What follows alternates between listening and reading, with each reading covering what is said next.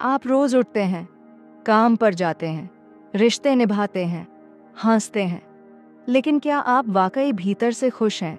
कहीं ना कहीं एक खालीपन है, एक बेचैनी है, एक ऐसा दुख जो किसी चेहरे पर नहीं लिखा लेकिन हर दिल में बसा है। बुद्ध कहते हैं जीवन दुख है, लेकिन क्या वाकई, क्या जीवन केवल दुख है? और अगर है तो इसका कारण क्या है, और सबसे जरूरी, इससे छुटकारा कैसे पाएं? नमस्कार दोस्तों, आज हम बात करेंगे उस प्रश्न पर जो हर व्यक्ति के जीवन में कभी न कभी उठता है, मैं इतना दुखी क्यों हूँ? और इसका उत्तर हमें मिला था 2500 साल पहले, एक ऐसे पुरुष से जिसने अपने भीतर की पीड़ा को देखा, समझा और फिर उसे पार कर गया। वो थे भगवान बुद्ध। बुद्ध का जन्म एक राजा के घर में हुआ था, सिद्धार्थ के रूप में। राजा ने उन्हें कभी दुख न देखने देने की कसम खाई थी, लेकिन जब उन्होंने जीवन की सच्चाई देखी, एक बूढ़ा आदमी, एक बीमार, एक मरा हुआ शव और एक साधु, तो उन्हें पहला झटका लगा, ये सब क्या है? क्या मेरा शरीर भी ऐसा ही होगा? क्या मेरे प्रिय भी ऐसे ही बीमार होंगे, मरेंगे? इसी प्रश्न ने उन्हें प्रेरित किया, दुख क्या है और इससे कैसे मुक्त हुआ जाए? बुद्ध ने जब ज्ञान प्राप्त किया तो उन्होंने सबसे पहले कहा, मैं केवल एक बात सिखाता हूं, दुख और दुख से मुक्ति। तो सबसे पहले समझते हैं दुख है क्या? बुद्ध ने इसे कहा, दुख, इसका अर्थ केवल शारीरिक या मानसिक पीड़ा नहीं है, बल्कि जीवन की अस्थिरता, असंतोष और अधूरेपन की भावना भी है। उदाहरण, हम कोई चीज चाहते हैं, मिलती नहीं, दुख। मिलती है लेकिन खोने का डर बना रहता है, दुख। कोई प्रिय चला जाता है, दुख। शरीर बूढ़ा होता है, दुख। मृत्यु आती है, दुख। बुद्ध कहते हैं, जो कुछ भी उत्पन्न होता है वह नष्ट होता है, और इस परिवर्तन को स्वीकार न कर पाना ही दुख है। बुद्ध ने दुख के 3 मुख्य कारण बताए, जिन्हें उन्होंने कहा तृष्णा, तृष्णा या तन्हा, काम तृष्णा, कामा तान्हा। इच्छाएं कुछ पाना, अनुभव करना, भोगना, जैसे अच्छा खाना, सुंदर साथी, पैसा, प्रसिद्धि। भाव, तृष्णा, भावतान्हा, हमेशा बने रहना, अस्तित्व की प्यास। मैं हमेशा युवा रहूं, शक्तिशाली रहूं, अमर बन जाऊं। विभाव तृष्णा, विभाव तृष्णा, कुछ को नकारने की इच्छा, मैं ये दर्द न झेलूं, मैं ये चीज हटा दूं, मैं इससे बच जाऊं। बुद्ध कहते हैं, तृष्णा से ही मोह बनता है, मोह से बंधन और बंधन से दुख। अब सवाल ये है, क्या दुख से मुक्ति संभव है? बुद्ध कहते हैं, हाँ, इसे कहते हैं निरोध, यानी दुख का अंत। और इसके लिए उन्होंने बताया 8 गुना मार्ग, अष्टांगिक मार्ग, सम्यक दृष्टि, सही दृष्टिकोण, चीजों को जैसे हैं वैसे देखना, बिना इच्छा या द्वेष के, सम्यक संकल्प, सही इरादा, हिंसा, द्वेष और मोह से दूर रहना, सम्यक वाणी, सही बोल, झूठ, गाली, निंदा से बचना, सम्यक कर्म, सही आचरण, नैतिक जीवन जीना, चोरी, हिंसा से बचना, सम्यक आजीविका, सही जीविका, ऐसा काम जिससे किसी को हानि न हो, सम्यक प्रयास, सही प्रयत्न, अच्छे विचारों को बढ़ाना, बुरे को हटाना, सम्यक स्मृति, सही जागरूकता, हर क्षण में सजग रहना, ध्यानपूर्वक जीना, सम्यक समाधि, सही ध्यान, मन को एकाग्र कर भीतर उतरना। ये 8 मार्ग कोई धार्मिक रीति नहीं, बल्कि जीवन जीने का विज्ञान है। आज की भागदौड़ में क्या ये मार्ग प्रासंगिक हैं? हाँ, जब हम ध्यान करते हैं, हम जागरूक होते हैं। जब हम लालच छोड़ते हैं, हम हल्के हो जाते हैं। जब हम दूसरों को क्षमा करते हैं, हम स्वयं मुक्त हो जाते हैं। दुख बाहर नहीं है, वह भीतर है, हमारी अपेक्षाओं में, हमारी पकड़ में। उदाहरण, आप ट्रैफिक में फंसे हैं, आप क्रोधित होते हैं, दुख। लेकिन आप ध्यान करते हैं, स्थिति को स्वीकार करते हैं, शांति। जैसे कमल कीचड़ में खिलता है, वैसे ही बुद्ध कहते हैं, दुखों के बीच भी शांति संभव है। बढ़ने न कोई भगवान बताया, न कोई स्वर्ग। उन्होंने केवल एक बात कही, आओ, देखो, अनुभव करो। स्वयं आओ और सत्य को देखो। तो दोस्तों, यदि आप भी अपने दुख का कारण जानना चाहते हैं, तो बुद्ध के इस मार्ग पर एक बार चलकर देखिए, शायद उत्तर आपके भीतर ही मिल जाए। क्या आप जानते हैं कि एक आदमी करोड़पति हो सकता है, फिर भी दुखी हो सकता है, और एक साधु जिसके पास कुछ नहीं वो भी पूर्ण शांति में रह सकता है? तो दुख क्या है? महावीर स्वामी ने कहा, दुख बाहरी परिस्थिति नहीं। अब हम जानेंगे कि भगवान महावीर के अनुसार दुख क्या है, दुख के कारण क्या हैं और उससे मुक्ति कैसे पाई जा सकती है। महावीर स्वामी का जन्म एक राज परिवार में हुआ, लेकिन 30 वर्ष की आयु में उन्होंने घर, परिवार, धन और सत्ता सब कुछ त्याग दिया। क्यों? क्योंकि उन्होंने जाना, संसार के सारे सुख भी अंततः दुख में बदल जाते हैं। उन्होंने 12 वर्षों तक कठोर तप किया, मौन साधना की, और फिर उन्हें केवल ज्ञान, कैवल्य प्राप्त हुआ। उन्होंने कोई ईश्वर नहीं बताया, बल्कि आत्मा को ही सर्वशक्तिमान कहा। तू ही तेरा उद्धारक है, तू ही तेरा विनाशक है। महावीर के अनुसार दुख आत्मा की असली प्रकृति नहीं है।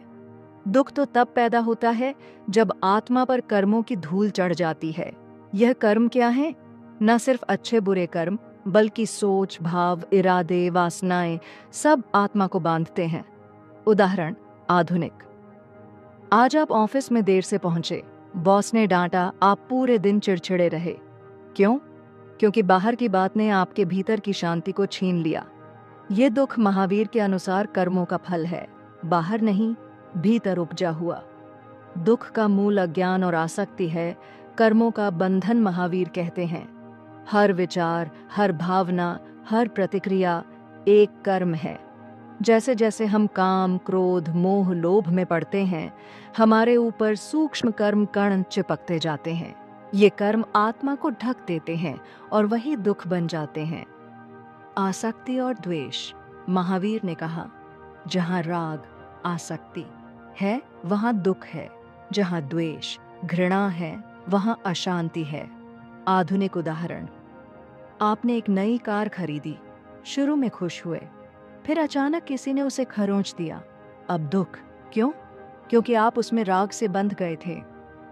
जो वस्तु जितनी प्रिय होती है, उसका खो जाना उतना ही दुखदायी बनता है। महावीर ने दुख से मुक्ति के लिए बताया त्रिरत्न और पंच महाव्रत का मार्ग। सम्यक दर्शन सही दृष्टिकोण, चीजों को जैसा है वैसा देखना, न मोह से न द्वेष से। सम्यक ज्ञान, सही ज्ञान, आत्मा क्या है, कर्म क्या है, संसार का स्वरूप क्या है, इसे जानना। सम्यक चरित्र, सही आचरण, अपने व्यवहार और जीवन को संयमित रखना। उदाहरण, कोई आपको अपमानित करता है और आप मुस्कुराकर शांत रहते हैं, यह सम्यक चरित्र है। आप दुख को जन्म नहीं देते, बल्कि दुख का चक्र वहीं समाप्त कर देते हैं। अहिंसा, न मन से, न वाणी से, न कर्म से किसी को चोट पहुंचाना। सत्य झूठ बोलना नहीं और सत्य को सजगता से कहना। अस्तेय जो आपका नहीं उसे लेने की इच्छा न रखना। ब्रह्मचर्य, इच्छाओं पर संयम, विशेषकर कामेच्छा पर। अपरिग्रह, संग्रह न करना, न वस्तुओं का न विचारों का। उदाहरण, आज लोग हर चीज का भंडारण करते हैं, पैसा, कपड़े, गाड़ियां, फॉलोअर्स, फिर भी बेचैन रहते हैं। महावीर कहते हैं, जो सबसे कम रखता है वो सबसे ज्यादा शांत रहता है। क्या आज के 21वीं सदी में महावीर का दर्शन प्रासंगिक है? बिल्कुल। जहां हर व्यक्ति FOMO, fear of missing out से जूझ रहा है, महावीर कहते हैं, जो बाहर खोजेगा उसे कभी शांति नहीं मिलेगी। उदाहरण, मोबाइल बार बार चेक करना अपरिग्रह का उल्टा, ट्रोलिंग करना अहिंसा का उल्लंघन, झूठी सोशल मीडिया छवि असत्य व्रत का उल्लंघन। अगर आप महावीर के सिद्धांतों को आज के जीवन में उतारें तो आप भी दुख के उस गहरे जाल से निकल सकते हैं। आत्मा अमर है, लेकिन वह दुख में फंसी है केवल इसलिए क्योंकि उसने खुद को भुला दिया है। महावीर ने कोई चमत्कार नहीं किया, उन्होंने केवल एक साधना दी, भीतर देखने की। खुद को जानो, यही दुख का अंत है। तो मित्रों, दुख कोई शाप नहीं, बल्कि एक अवसर है खुद को समझने का, भीतर झांकने का, और यही है महावीर का संदेश। दुख में सुमिरन सब करे, सुख में करे न कोय। जो सुख में सुमिरन करे तो दुख काहे को होए। ये पंक्तियां कबीरदास की हैं, संत, कवि और क्रांतिकारी विचारक। उनकी बातें न किताबों में बंधी थीं, न किसी पंथ में। उनकी भाषा सीधी थी, लेकिन अर्थ अत्यंत गहरे। अब हम जानेंगे कबीर के अनुसार दुख क्या है, उसका कारण क्या है और कैसे हम इस दुख से मुक्त हो सकते हैं। कबीर न तो हिंदू थे न मुसलमान। वे कहते थे, जाति पाति पूछे न कोई, हरि को भजे सो हरि का होई।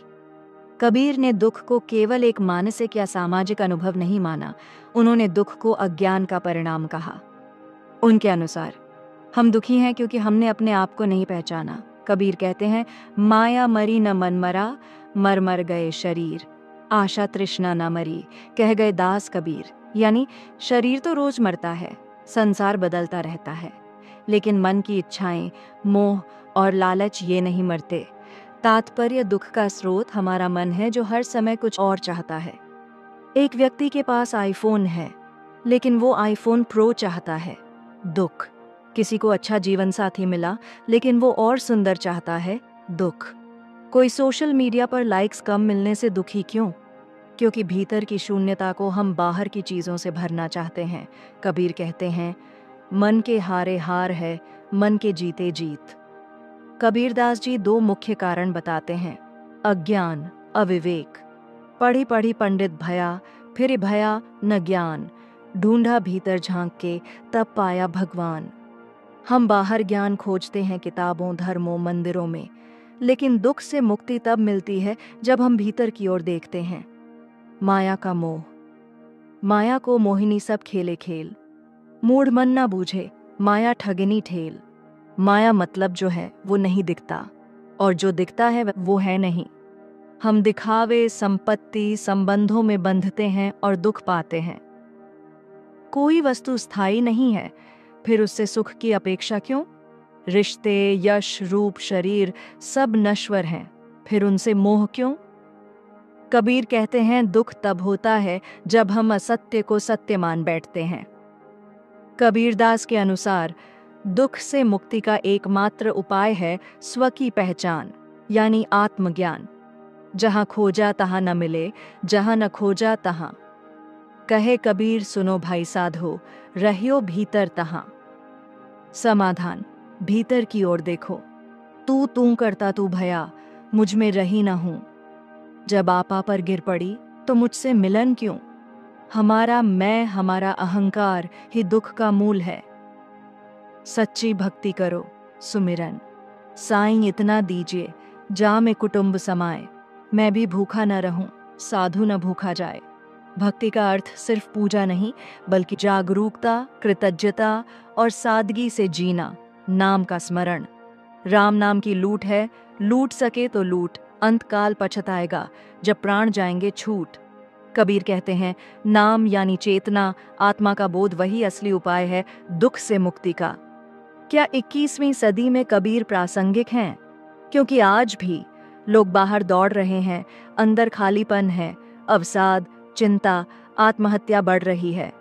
माटी कहे कुम्हार से, तू क्या रोंदे मोही, एक दिन ऐसा आएगा मैं रोंदूंगी तो ही।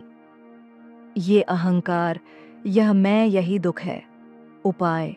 आत्मनिरीक्षण करें, भीतर के मौन को सुनें, कृत्रिम सुख से दूरी रखें। कबीरा खड़ा बाजार में, मांगे सबकी खैर, न काहू से दोस्ती, न काहू से बैर। कबीरदास हमें सिखाते हैं कि संसार को बदलने की जरूरत नहीं, खुद को समझने की जरूरत है। जो दुख को समझ ले वही दुख से मुक्त हो सकता है। यदि आप भी दुख से छुटकारा चाहते हैं तो कबीर की इस सीधी लेकिन गहरी राह पर चलिए। भीतर देखिए और उस मौन से जुड़ जाइए जहां न दुख है न सुख, केवल शांति है। आदि शंकराचार्य का जन्म 8वीं सदी में केरल में हुआ। बाल्यावस्था में ही उन्होंने वेदों का अध्ययन कर लिया था, लेकिन उन्होंने केवल ग्रंथ नहीं पढ़े, स्वयं सत्य को जाना। उनका दर्शन था अद्वैत वेदांत, जिसका अर्थ है एक ही सत्य है, ब्रह्म। शेष सब माया है। शंकराचार्य के अनुसार दुख तब होता है जब हम माया को सत्य मान बैठते हैं। शंकराचार्य कहते हैं, दुख वास्तव में अस्तित्व में नहीं है, यह केवल अज्ञान का परिणाम है। हम जो कुछ भी अनुभव करते हैं, शरीर की पीड़ा, मन की चिंता, रिश्तों का टूटना, धन का खोना, इन सब का कारण यह है कि हमने अपने असली स्वरूप को भुला दिया है। उद्धरण, आत्मा न जन्म लेती है न मरती है। दुख किसे हो रहा है? आत्मा को नहीं, केवल अहम को। मान लीजिए आप एक सपना देख रहे हैं, उसमें आप रो रहे हैं, डर रहे हैं, दुखी हैं, लेकिन जब आप जागते हैं सब खत्म। शंकराचार्य कहते हैं यह संसार भी वैसा ही सपना है। दुखी तो हो रहे हैं, लेकिन जो दुखी हो रहा है वह असली आप नहीं है। शंकराचार्य के अनुसार अविद्या, अज्ञान ही दुख की जड़ है। क्या अज्ञान?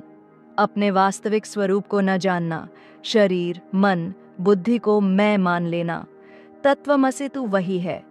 तुम ब्रह्म हो, लेकिन अपने को शरीर मान बैठे हो, यही अज्ञान है। क्या आप शरीर हैं? नहीं, शरीर तो हर 7 साल में बदल जाता है। क्या आप मन हैं? नहीं, मन तो हर पल बदलता है। तो आप कौन हैं? शंकराचार्य कहते हैं, तुम ब्रह्म हो, शुद्ध, मुक्त, ज्ञान स्वरूप आत्मा। और जब तक हम इस सत्य को नहीं जानते, तब तक दुख बना रहता है। अब आता है प्रश्न, इस दुख से मुक्ति कैसे मिले? शंकराचार्य इसका उपाय बताते हैं। आत्मा की खोज और विवेक द्वारा भेद विवेक, डिस्क्रिमिनेशन, नित्य और अनित्य का भेद जानो। जो बदलता है वो मिथ्या है, जो स्थायी है वही सत्य है। वैराग्य, डिटैचमेंट, उससे मोह मत रखो जो बदलने वाला है। सुख दुख, यश अपयश, ये सब माया है। षट संपत्ति, 6 गुण, शम मन को नियंत्रित करना, दम इंद्रियों का संयम, उपरति इच्छाओं से हट जाना, तितिक्षा, सहनशीलता, श्रद्धा गुरु और शास्त्रों में विश्वास, समाधान, मन की एकाग्रता, मुमुक्षुता, लिबरेशन की तीव्र इच्छा। जब मुक्ति की तृष्णा प्रबल होती है, तब ज्ञान का जन्म होता है। शंकराचार्य ध्यान करने की बात करते हैं। नेति नेति, यह नहीं, यह नहीं, मैं शरीर नहीं, मैं मन नहीं, मैं बुद्धि नहीं, मैं सांस नहीं, मैं यह नाम जाति धर्म नहीं, तो फिर मैं क्या हूँ? चिदानंद रूप शिवोहम शिवोहम, मैं चैतन्य स्वरूप शिव हूँ। शंकराचार्य की सबसे बड़ी शिक्षा है, जब तुम जान लोगे कि तुम ब्रह्म हो, तो न दुख रहेगा, न सुख, केवल शांति होगी। ज्ञान ही मुक्ति है। न कोई कर्म, न कोई पूजा, केवल अपने को जानो। अंतिम उदाहरण, एक व्यक्ति शीशे में धूल देखकर सोचता है, मैं गंदा हूं। जब शीशा साफ हुआ, वह जानता है, मैं सदा ही शुद्ध था। ऐसे ही आत्मा सदा मुक्त है, केवल अज्ञान का पर्दा हटाना है। दुख आता है क्योंकि तुम ईश्वर को भूल गए हो। जब तुम ईश्वर को याद रखते हो, दुख की शक्ति खत्म हो जाती है। श्री रामकृष्ण परमहंस, क्या आपने कभी सोचा है कि इतनी मेहनत करने के बाद भी जीवन में एक अधूरापन, एक पीड़ा, एक बेचैनी क्यों बनी रहती है? रामकृष्ण परमहंस कहते हैं, जिस दिन तुम ईश्वर को अपने अनुभव में लाते हो, उसी दिन दुख तुमसे डरने लगता है।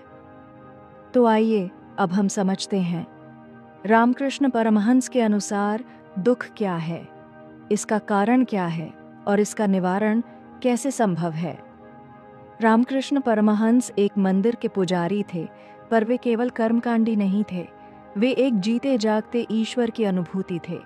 वे माँ काली को साक्षात अनुभव करते थे, उनसे बात करते थे और उनके प्रेम में डूबे रहते थे।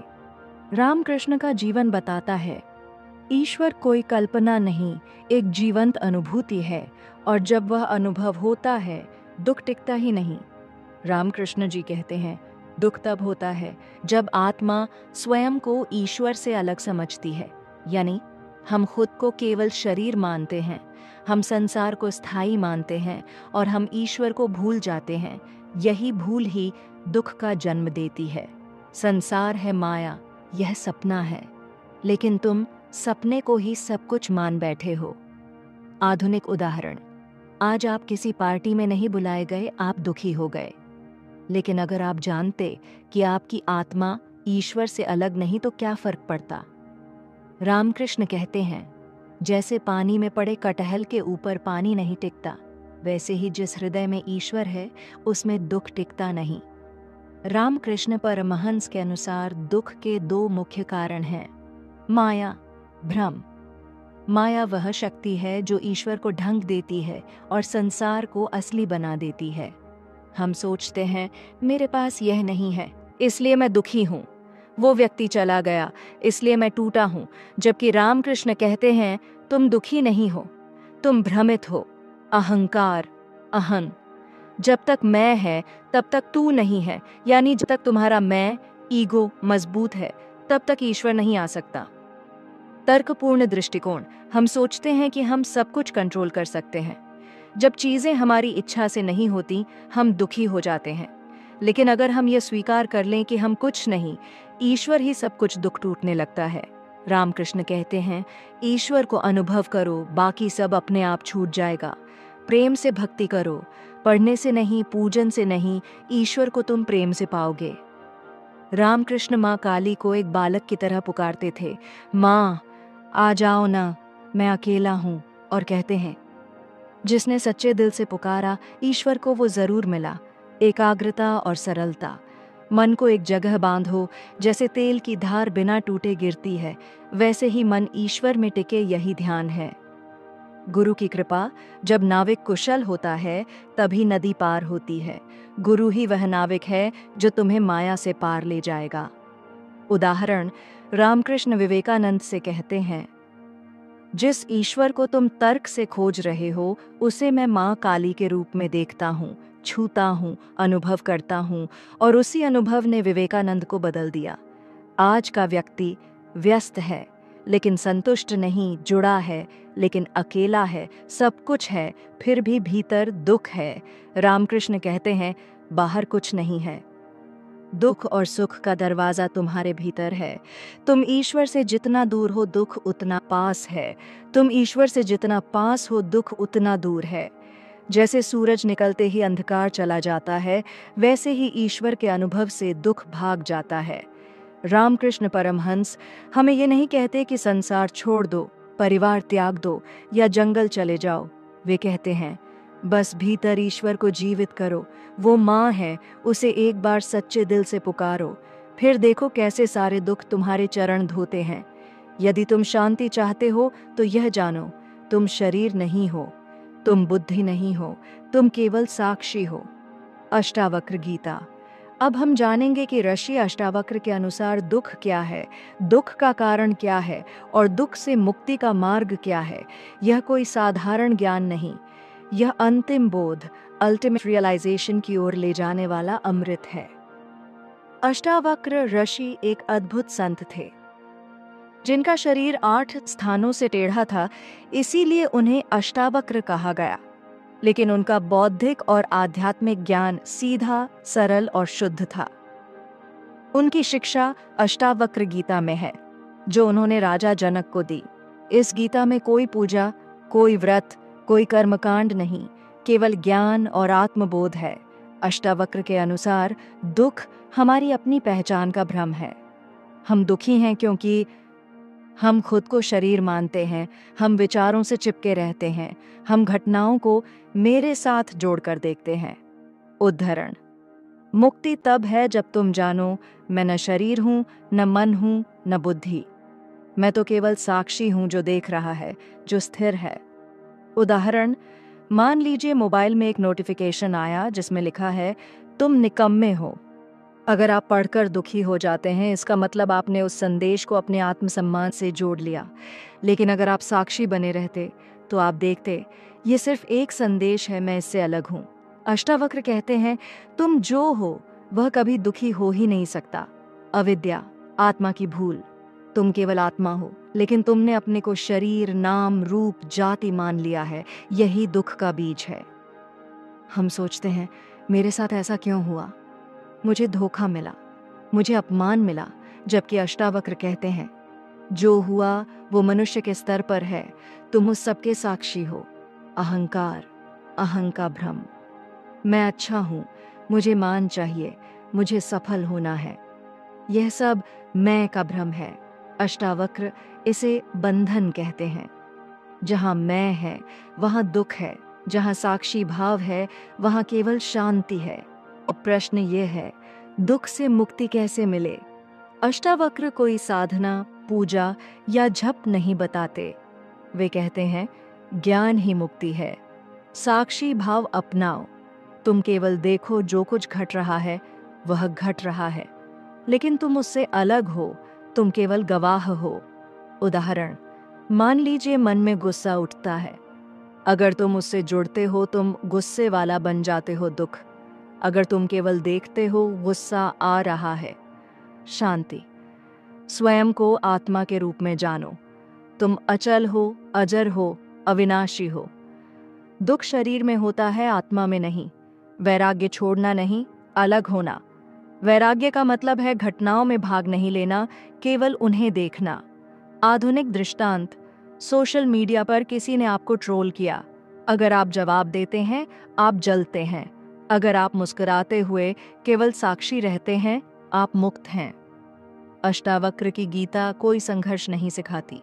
वह कहते हैं तुम पहले से ही मुक्त हो, केवल पहचान बदलनी है। आज हर इंसान किसी न किसी रूप में परेशान है। रिश्ते, करियर, मानसिक स्वास्थ्य, भविष्य की चिंता। अष्टावक्र का मार्ग बताता है इस सब को तुम अपने ऊपर मत लो। बस देखो, समझो और अपने मूल स्वरूप में लौट आओ। आज का मनुष्य कहता है मुझे यह मिल जाए तो दुख खत्म होगा, जबकि अष्टावक्र कहते हैं जिसे कुछ चाहिए वही दुखी है। जो साक्षी हो गया वही आनंद स्वरूप है। तुम जैसे हो वैसे ही मुक्त हो, यह जानो और दुख समाप्त। न कोई मार्ग चलना है, न कोई पूजा करनी है, न कोई लक्ष्य पाना है। बस यह जानो कि तुम आत्मा हो और सदा से पूर्ण हो। अष्टावक्र का यही ज्ञान सबसे सरल, सबसे गहन और सबसे सीधा मार्ग है दुख से मुक्ति का। यावत् जीवेत सुखम जीवेत, रणम कृत्वा घृतम पिबेत। चारवाक। जब पूरा भारत आत्मा, पुनर्जन्म और मोक्ष की बात कर रहा था, तब एक सोच थी जो कह रही थी जो दिखता है वही है, जो खाया जा सकता है, पिया जा सकता है, वही सुख है। वो दर्शन था चारवाक का। अब हम जानेंगे चारवाक के अनुसार दुख क्या है, उसका कारण क्या है और उसका समाधान क्या है। चारवाक कोई एक व्यक्ति नहीं, एक दर्शन प्रणाली है जो भारतीय भौतिकवाद, इंडियन मटीरियलिज्म को दर्शाता है। यह दर्शन वेदों, आत्मा, पुनर्जन्म और ब्रह्म को नकारता है। चारवाक का सीधा सिद्धांत था जीवन एक बार मिलता है, इसे पूरा भोगो। चारवाक के अनुसार दुख वह है जो शरीर और इंद्रियों को तकलीफ देता है।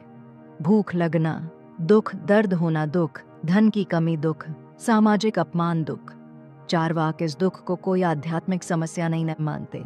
वे मानते हैं दुख एक इंद्रिय अनुभव है और इसका समाधान भी इंद्रियों के सुख से ही हो सकता है। आधुनिक उदाहरण, अगर पेट में दर्द है ध्यान मत करो, डॉक्टर के पास जाओ।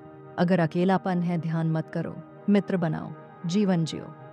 अगर तनाव है घूमो, मौज करो, जिंदगी का मजा लो।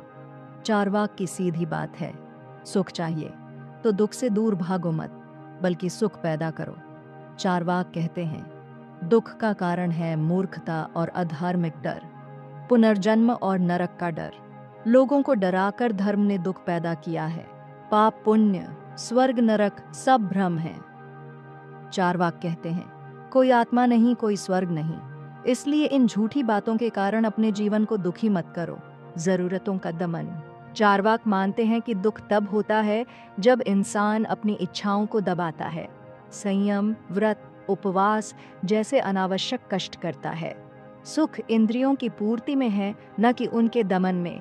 चारवाक का उपाय है भौतिक संसार में जितना हो सके सुख पाना। घी पियो, ऋण लेकर भी पियो। ऋणम कृत्वा घृतम पिबेत, यानी अगर उधार लेकर सुख पाना पड़े तो लो, क्योंकि जीवन एक ही बार मिलता है। इंद्रिय सुख ही वास्तविक सुख है। चारवाक आत्मा, योग, ध्यान को नकारते हैं। वे कहते हैं जो दिखाई देता है, जो छुआ जा सकता है, वही वास्तविक है। तर्क को प्राथमिकता दो। चारवाक किसी शास्त्र या ऋषि की बात नहीं मानते। वे कहते हैं जो बात अनुभव और तर्क से प्रमाणित हो वही सत्य है। चारवाक की सोच आधुनिक भौतिकतावादी सोच से बहुत मिलती है, जैसे एपिक्यूरियन फिलॉसफी, हेडनिज्म, यूटिलिटेरियनिज्म आदि। चार्वाक का दर्शन एक चुनौती है, एक साहसी तर्कपूर्ण चुनौती उस समाज को जो केवल आत्मा परमात्मा की बात करता है लेकिन भौतिक दुखों की अनदेखी करता है। लेकिन ध्यान रहे, चार्वाक असंवेदनशील भोग की बात नहीं करते। वे केवल ये कहते हैं, जीवन का हर क्षण अनमोल है, इसे दुख में मत गंवाओ। जो सुख दे उसे अपनाओ, जो दुख दे उसे दूर करो। यही दर्शन है। दुख का कारण बाहर नहीं है, दुख का कारण तुम्हारे भीतर है, तुम्हारे विचारों में, तुम्हारी धारणाओं में, तुम्हारी पकड़ में। ओशो। अब हम ओशो के उस अमृत बोध की बात करेंगे जिसमें उन्होंने बताया कि दुख क्या है, उसका मूल कारण क्या है और उससे मुक्त होकर एक सुंदर, सहज और साक्षीपूर्ण जीवन कैसे जिया जाए। ओशो सिर्फ एक आध्यात्मिक गुरु नहीं थे, वो एक आत्मविद्रोही थे जिन्होंने धर्म, समाज, मन, ईश्वर हर चीज को चुनौती दी। ओशो कहते हैं, सत्य कोई विचार नहीं, कोई सिद्धांत नहीं, वह एक अनुभव है। और जब तुम इस अनुभव से दूर हो, तुम दुख में हो। उद्धरण, दुख का कारण है तुम्हारा मन। ओशो कहते हैं, दुख कोई वस्तु नहीं है, दुख एक मनःस्थिति है। जब तुम किसी चीज को चाहते हो और वह नहीं मिलती, दुख जब तुम किसी चीज से बचना चाहते हो और वह घट जाती है, दुख। उदाहरण, मान लीजिए तुम प्रेम करते हो और सामने वाला छोड़ जाए, तुम टूट जाते हो। ओशो कहते हैं, तुम दुखी इसलिए नहीं हो कि प्रेम चला गया, तुम दुखी हो क्योंकि तुमने उस प्रेम से आशा बांधी थी। ओशो के अनुसार दुख के 3 मूल कारण हैं। तृष्णा, डिजायर, तुम हर वक्त कुछ और बनना चाहते हो जो तुम हो, उसमें तुम सहज नहीं हो। पकड़, अटैचमेंट, तुम हर चीज को पकड़ते हो, रिश्तों को, ख्यालों को, अपनी छवि को।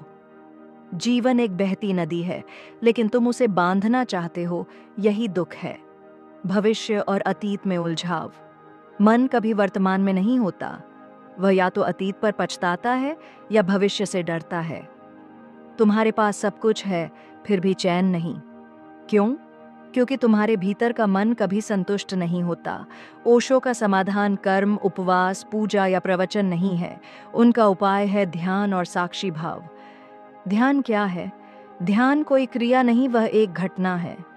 जब तुम भीतर देखते हो और देखते हो कि सब विचार बह रहे हैं और तुम अलग हो, बस वही क्षण ध्यान है। उदाहरण, तुम ट्रैफिक में हो, गुस्सा आता है। ओशो कहते हैं, गुस्से को मत दबाओ, बस देखो, गुस्सा आ रहा है। अच्छा, देखो, तुम गुस्से से अलग हो, यह बोध ही मुक्ति है। साक्षी भाव, विटनेसिंग, तुम न विचार हो न भावना, तुम केवल वह हो जो देख रहा है, साक्षी। स्वीकृति, एक्सेप्टेंस, जो है उसे पूरी तरह से स्वीकार करो, ना लड़ो ना भागो, बस स्वीकारो, वही ध्यान है।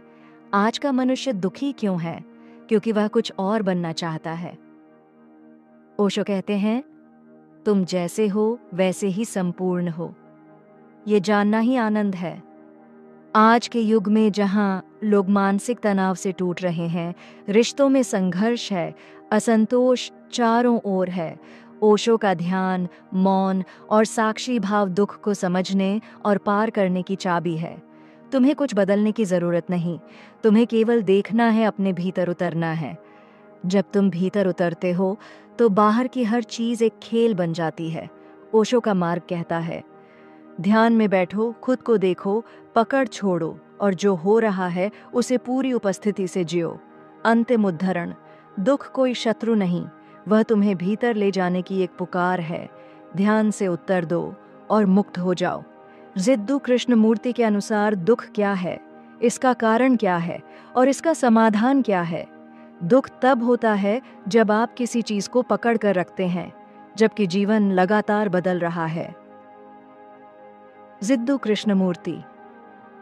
अब हम जानेंगे 20वीं सदी के सबसे मौलिक और स्वतंत्र विचारक जिद्दू कृष्णमूर्ति के अनुसार दुख क्या है, उसका कारण क्या है और दुख से मुक्त होकर हम सच्ची स्वतंत्रता कैसे प्राप्त करें।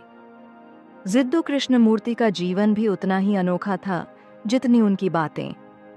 थियोसॉफिकल सोसाइटी ने उन्हें विश्व शिक्षक घोषित कर दिया, लेकिन उन्होंने वह पद ठुकरा दिया और कहा, सत्य किसी संगठन, धर्म, गुरु या पुस्तक में नहीं होता। सत्य केवल तब मिलता है जब मन पूरी तरह स्वतंत्र हो। वे किसी विचारधारा से बंधे नहीं थे और उनका सबसे बड़ा विषय था मनुष्य की पीड़ा, उद्धरण। जहां आसक्ति है वहां भय है, जहां भय है वहां दुख है। कृष्णमूर्ति के अनुसार दुख कोई ईश्वरीय परीक्षा नहीं है, न ही कोई कर्मफल। दुख हमारे भीतर पैदा होता है जब हम विचारों से चिपक जाते हैं, हम चीज़ों से, लोगों से, स्मृतियों से आसक्त हो जाते हैं। हम स्वीकार नहीं करते कि सब कुछ बदलता है। आधुनिक उदाहरण, मान लीजिए कोई रिश्ता टूट गया। आप कहते हैं, मैं टूट गया। कृष्णमूर्ति पूछते हैं, क्या आप टूटे हैं या आपकी वो मानसिक छवि टूटी है जिसे आपने बनाया था? दुख उस कल्पना से आता है जिसे हमने मन में गढ़ा होता है, और जब वह टूटती है हम अंदर गिरते हैं। आत्म छवि, सेल्फ इमेज। आप जो सोचते हैं कि आप हैं वह कल्पना है, और उस कल्पना को चोट लगती है तो आप दुखी होते हैं। आप सोचते हैं, मैं अच्छा पति हूँ, मैं बुद्धिमान हूँ, लोग मुझे पसंद करें, और जब कोई ऐसा नहीं करता आप टूट जाते हैं।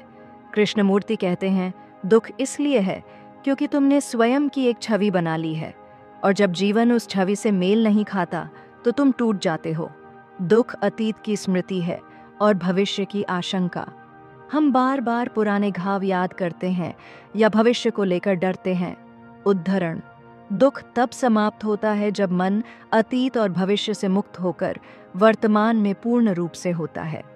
कृष्णमूर्ति का उपाय है ध्यान नहीं, ध्यान की प्रक्रिया, जागरूकता, अवेयरनेस। दुख को बदलने की कोशिश मत करो, बस देखो, संपूर्ण रूप से देखो। उदाहरण, गुस्सा आया, हम या तो उसे दबा देते हैं या उस पर पछताते हैं। कृष्णमूर्ति कहते हैं, गुस्से को बिना किसी निर्णय के देखो, न सही न गलत, बस देखो। उसी देखना ही चेतना की अग्नि है जो दुख को जलाती है। मैं दुखी क्यों हूं? यह सवाल ही शुरुआत है। पर ध्यान रहे, उत्तर खोजना नहीं है बल्कि सवाल के साथ रहना है। उद्धरण, सवाल के साथ बैठो जैसे कोई माँ अपने बच्चे के साथ बैठती है। धीरे धीरे सवाल खुद ही उत्तर में बदल जाएगा। कोई विधि नहीं, कोई मार्ग नहीं, सत्य तक कोई रास्ता नहीं है, क्योंकि सत्य जीवित है और जीवित चीजों का कोई रास्ता नहीं होता। कृष्णमूर्ति आपको कोई गुरु मंत्र नहीं देते, कोई विधि नहीं देते। वे कहते हैं, बस जागो, हर क्षण जागो। जो दुख उठे उसे पकड़ो नहीं, बदलो नहीं, केवल देखो। देखना ही मुक्ति है। आज का मनुष्य सोशल मीडिया पर कंपैरिजन से दुखी, रिश्तों में एक्सपेक्टेशन से दुखी, खुद के विचारों की प्रिजन में कैद है। कृष्णमूर्ति कहते हैं, जो व्यक्ति स्वयं को नहीं जानता वह दुनिया में कितना भी सफल हो जाए भीतर से दुखी ही रहेगा। दुख तब जाता है जब मन पूरी तरह मौन हो जाता है, और वह मौन किसी अभ्यास से नहीं आता। वह आता है जब तुम बस हो, होशपूर्वक, शांत। उदाहरण, आप हवा को नहीं पकड़ सकते, आप केवल उसके साथ बह सकते हैं। वैसे ही सत्य को पकड़ो मत, उसे देखो, जियो, और देखना ही तुम्हें मुक्त कर देगा। इमैनुअल कांट के अनुसार दुख क्या है, उसका कारण क्या है और उसका समाधान क्या है? हम दुनिया को वैसे नहीं देखते जैसी वो है, हम दुनिया को वैसे देखते हैं जैसे हमारी चेतना उसे ढालती है। Immanuel Kant. अब हम एक ऐसे दार्शनिक की बात करेंगे जिसने पश्चिमी दर्शन की दिशा ही बदल दी। Immanuel Kant. हम समझेंगे कांट के अनुसार दुख क्या है, उसका मूल कारण क्या है और उससे मुक्ति का रास्ता क्या हो सकता है। कांट 18वीं सदी के जर्मन दार्शनिक थे। उन्हें आधुनिक दर्शन का क्रांतिकारी विचारक माना जाता है। उनकी दो मुख्य रचनाएं थीं, क्रिटिक ऑफ प्योर रीजन, ज्ञान और यथार्थ के बारे में। क्रिटिक ऑफ प्रैक्टिकल रीजन, नैतिकता और आचरण के बारे में कांट ने कहा, मनुष्य को उसकी आंतरिक नैतिकता के आधार पर समझो, न कि केवल उसके सुख दुख से। कांट दुख को केवल इंद्रिय अनुभव नहीं मानते, बल्कि एक नैतिक और बौद्धिक समस्या के रूप में देखते हैं। दुख, सीमित चेतना, अधूरी समझ।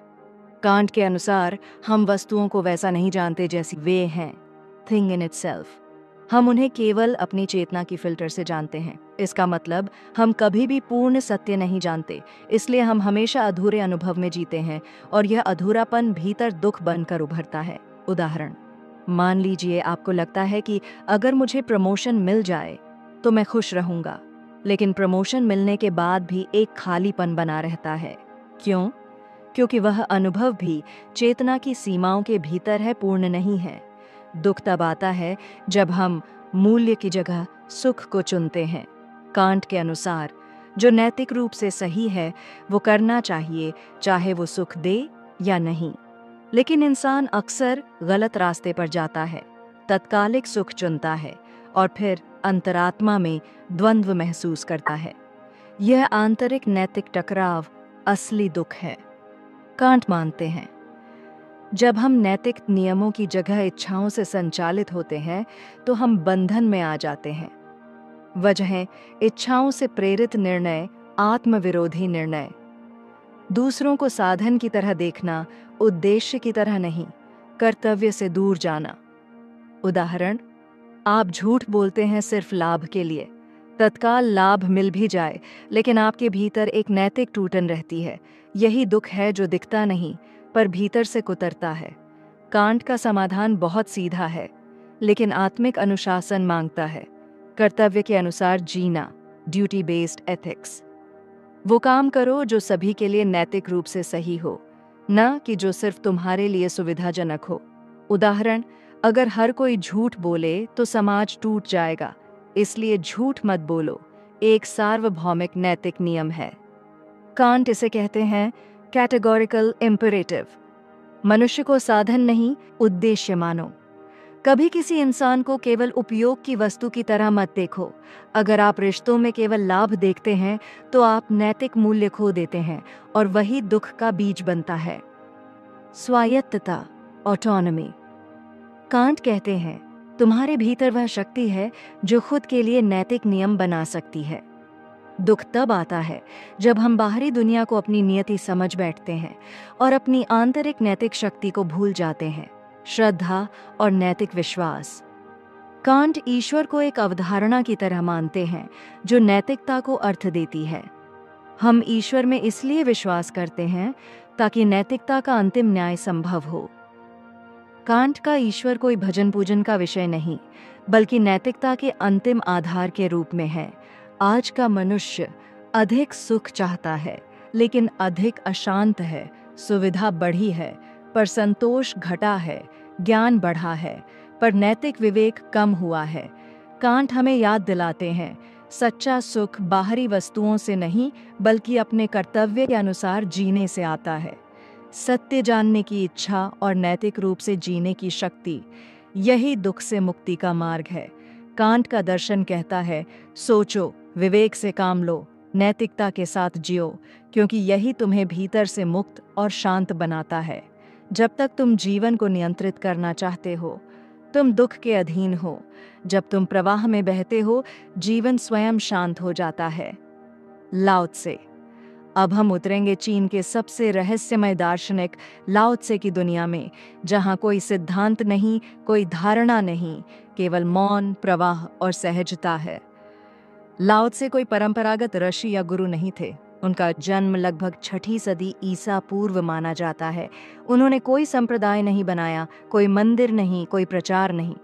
उन्होंने मात्र 5000 शब्दों में एक पुस्तक लिखी, ताओ ते चिंग, ताओ ते चिंग, जिसका अर्थ है ताओ का मार्ग और उसका गुण। लाओ त्से दुख को किसी पाप, कर्म या पुनर्जन्म से नहीं जोड़ते। वे कहते हैं, दुख तब आता है जब मनुष्य प्राकृतिक प्रवाह से हटकर जीने लगता है।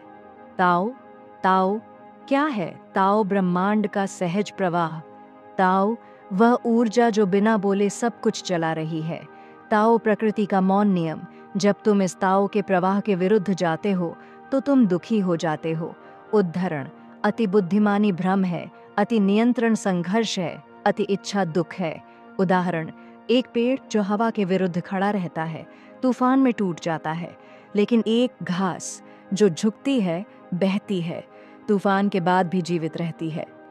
लाओ त्से कहते हैं, जो झुक सकता है वही स्थायी है। इच्छा। जिस क्षण तुम किसी चीज को चाहते हो तुम उस चीज के गुलाम बन जाते हो। उदाहरण, तुम सोचते हो मुझे सफलता चाहिए, तुम दौड़ने लगते हो, जलते हो, गिरते हो और फिर कहते हो दुखी हूं। लाओ त्से कहते हैं, जो चाहता नहीं वह कभी हारता नहीं। अहंकार, जो स्वयं को महान मानता है वह स्वयं से दूर चला जाता है। जब हम सोचते हैं मैं सही हूँ, मुझे सब पर नियंत्रण चाहिए, मुझे जीतना है, तब हम ताओ से दूर हो जाते हैं। प्राकृतिकता से विरोध। तुम्हारा शरीर, तुम्हारा मन सब ताओ से बना है। जब तुम इसे अपनी योजना से मोड़ते हो दुख पैदा होता है। वू वेई लाओ त्से का सबसे रहस्यमय और सुंदर सूत्र है। वू वेई अक्रियात्मक क्रिया, यानी ऐसा करना जिसमें कोई जबरदस्ती ना हो।